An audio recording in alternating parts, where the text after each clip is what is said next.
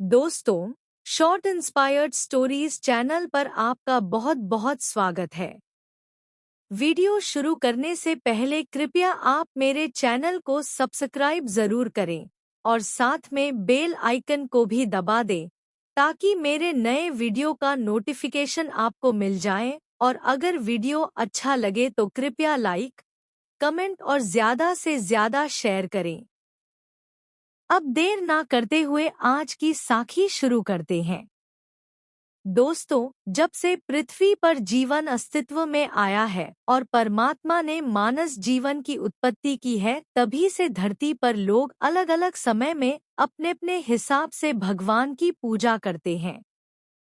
लेकिन जब से सनातन धर्म अस्तित्व में आया है, तभी से हिंदू धर्म के लोगों का यह मानना है कि शिवजी एक भगवान है और लोगों का मानना है कि शिवजी ही आदि और अंत है। इसलिए लोग शिवजी को भगवान का दर्जा देते हैं। लेकिन दोस्तों, क्या उनकी यह सोच सही है या गलत? इसके बारे में क्या धारणा है? इसके बारे में हम आज की साखी में विचार करेंगे। दोस्तों, इस साखी में जो कुछ भी बताया गया है वह सब सोशल मीडिया से ही लिया गया है। हमारी किसी के धर्म या भगवान के बारे में अपनी कोई राय नहीं है। यह सब कुछ हम आपके विवेक पर छोड़ते हैं कि आप किसको भगवान मानते हैं। इसलिए दोस्तों, अब हम ज्यादा देर ना करते हुए आज की साखी शुरू करते हैं।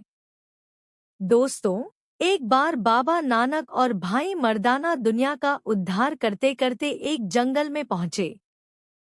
जंगल में पहुंचकर बाबा नानक ने एक वृक्ष के नीचे अपना आसन लगा लिया।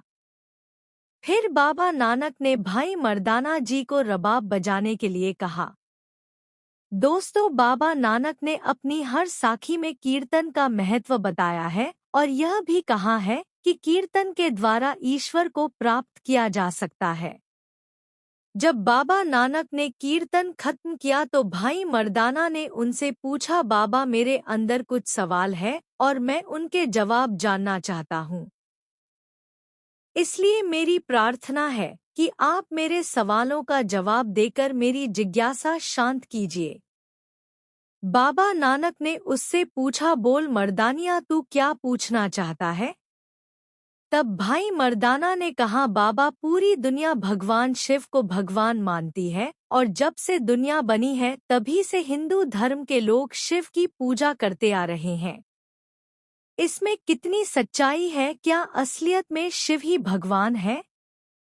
बाबा नानक ने मर्दाना की बात सुनकर संजीदगी से कहा, मर्दानिया, शिव जी कोई भगवान नहीं है बल्कि बाकी देवताओं की तरह वह भी एक देवता है और देवता कभी भी भगवान नहीं होते। इस सृष्टि में 33 करोड़ देवी देवता है, लेकिन परमात्मा तो केवल एक है जिसने इस पूरी कायनात को बनाया है। इसी तरह देवी देवताओं को भी परमात्मा ने ही बनाया है और देवी देवता तो परमात्मा की कठोर साधना करके केवल अपनी उम्र को ही लंबी कर पाए हैं और वरदान के फल स्वरूप जो कुछ उन्होंने प्राप्त किया है वह सब एक दिन खत्म हो जाएगा। जब देवताओं उम्र पूरी होगी तब उनको भी इस 84 के चक्कर से गुजरना ही पड़ेगा। और जो परमात्मा है वह तो अजर और अमर है। वह ना कभी पैदा होता है और ना कभी मरता है। सृष्टि बनने से पहले भी केवल परमात्मा था और सब कुछ खत्म होने के बाद भी केवल परमात्मा ही रह जाएगा। परमात्मा तो वह होता है जो सभी सुखों और दुखों से रहित होता है। और इस दुनिया में हम जो कुछ भी देख रहे हैं या सुन रहे हैं वह सभी माया है और एक दिन खत्म हो जाएगा। जो चीज समय के साथ साथ रूप बदलती है वह हमेशा नहीं रहती, लेकिन परमात्मा कभी खत्म नहीं हो सकता क्योंकि वह ना पैदा होता है और ना ही मरता है।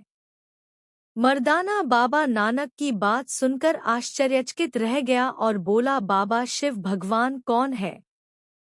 मर्दाना के मुख से शिव के बारे में भगवान सुनकर गुरुजी मुस्कुरा दिए और बोले, जब परमात्मा ने यह सृष्टि बनाई, सबसे पहले परमात्मा ने ब्रह्मा जी की उत्पत्ति की, जो पूरी सृष्टि के जन्मदाता है। उन्होंने ही पृथ्वी पर जीवन दिया है। उसके बाद परमात्मा ने विष्णु जी को बनाया, जो समस्त संसार के पालनहार हैं और पूरी सृष्टि को पालते हैं।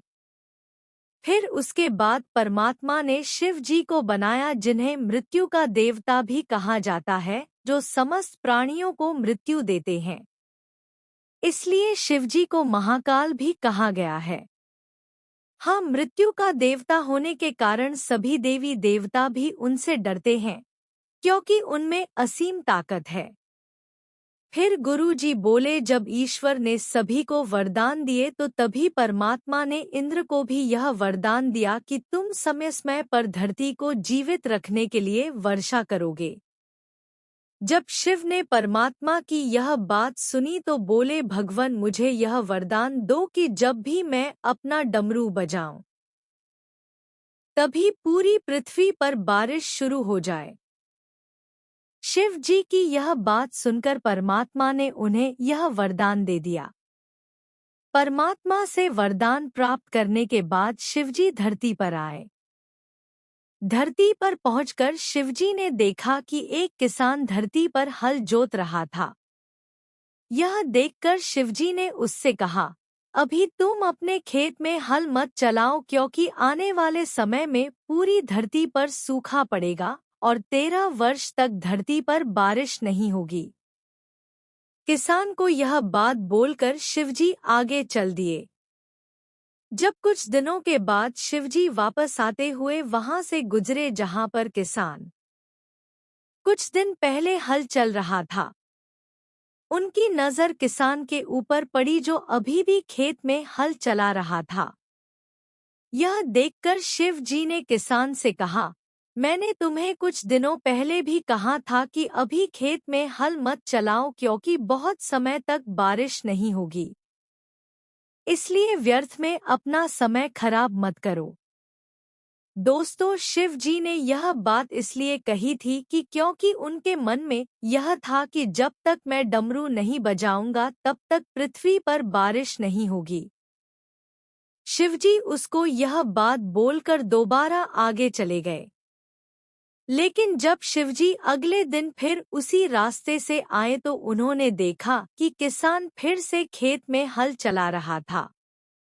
शिवजी की बात का उसके ऊपर कोई असर नहीं पड़ा था। यह देखकर शिवजी को किसान के ऊपर क्रोध आ गया और उन्होंने किसान से कहा, मैंने तुम्हें कितनी बार बोला है कि अभी पृथ्वी पर बारिश नहीं होगी। क्या तुम्हें मेरी बात बिल्कुल भी समझ नहीं आ रही? जब मैं तुम्हें बोल चुका हूँ कि बहुत समय तक बारिश नहीं होगी तो फिर तुम अपना समय हल चलाकर क्यों खराब कर रहे हो?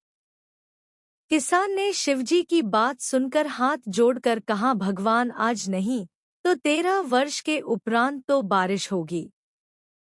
अगर हम किसान खेत में हल चलाना छोड़ देंगे तो धीरे धीरे हम हल चलाना ही भूल जाएंगे और इसका सबसे बड़ा नुकसान यह होगा कि हमारे आने वाली पीढ़ियां भी हल नहीं चला पाएंगी।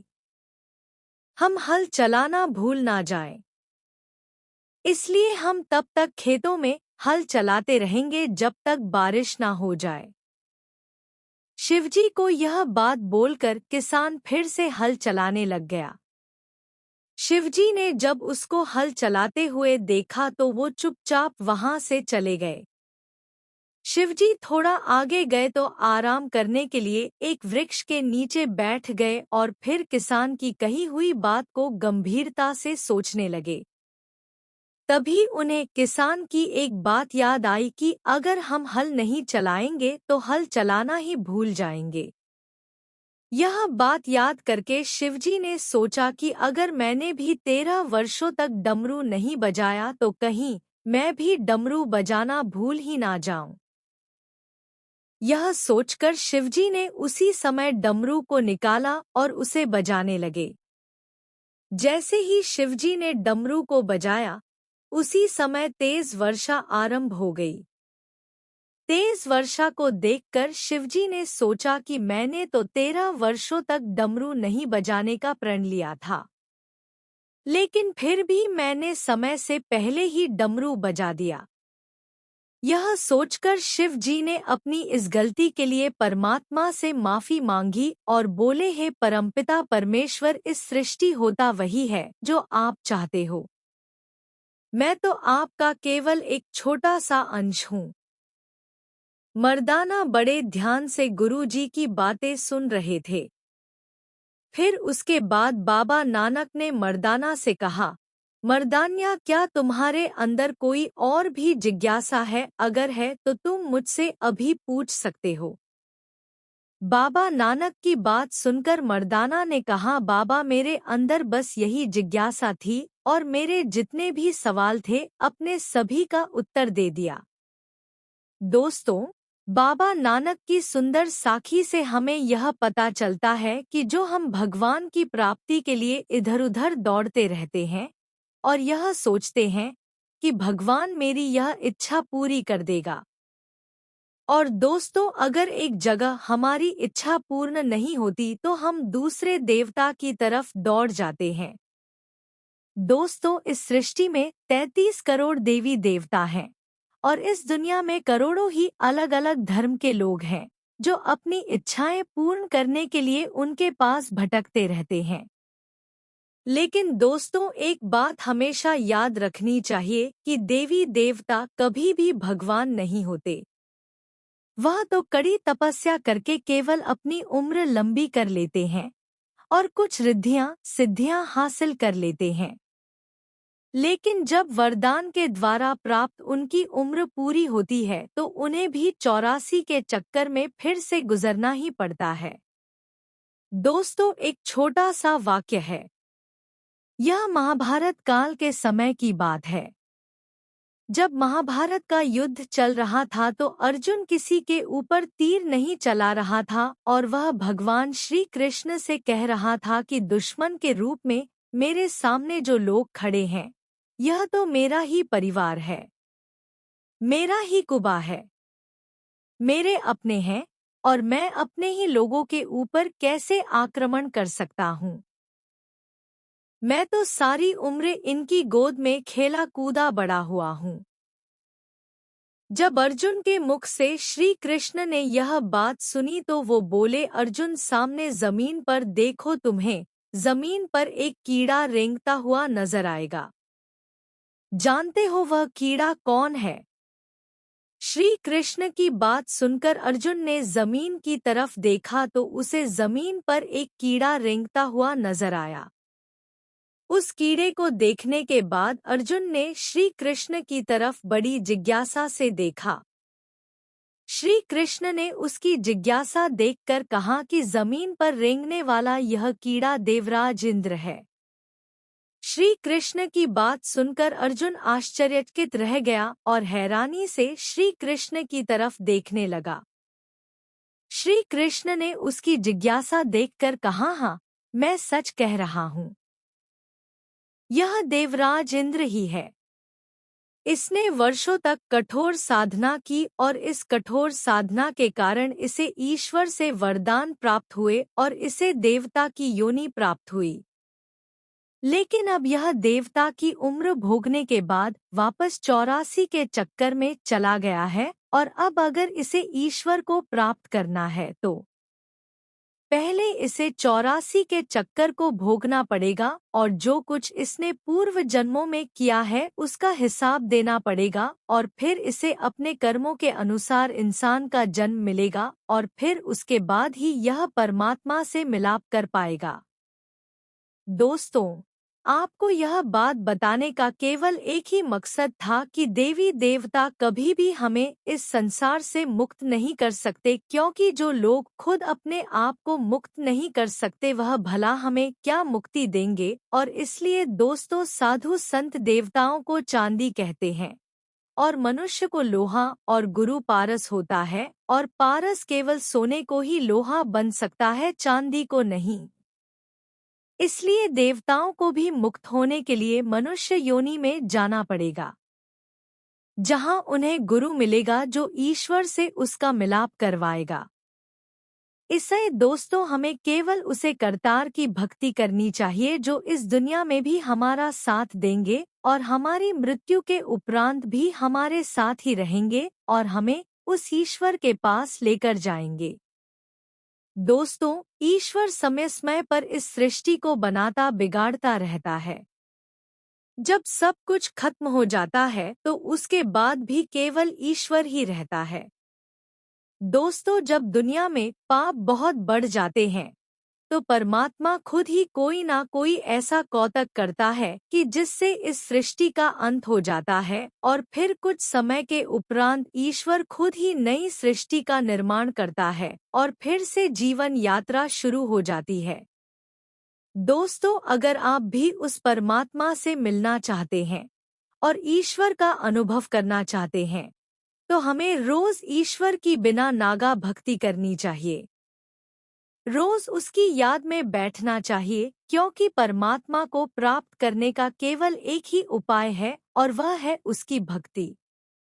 अगर हम प्रेम प्यार से परमात्मा की याद में बैठेंगे तो वह खुद हमें लेने के लिए आएंगे और फिर हम जन्म मरण के चक्कर से छुटकारा पा लेंगे। दोस्तों, इस दुनिया को मृत्यु लोक कहा गया है। यहाँ मनुष्य केवल अपने कर्मों का भुगतान करने के लिए ही आता है और कर्म भोग कर वापस फिर उसे इसी दुनिया में एक नए शरीर एक नए रूप में आना पड़ता है।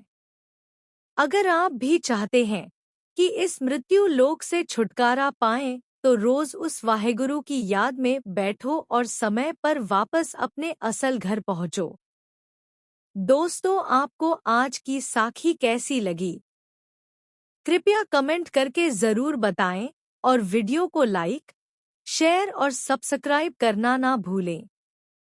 आपके बेशुमार प्यार के लिए बहुत बहुत धन्यवाद। वाहेगुरु जी का खालसा, वाहेगुरु जी की फतेह।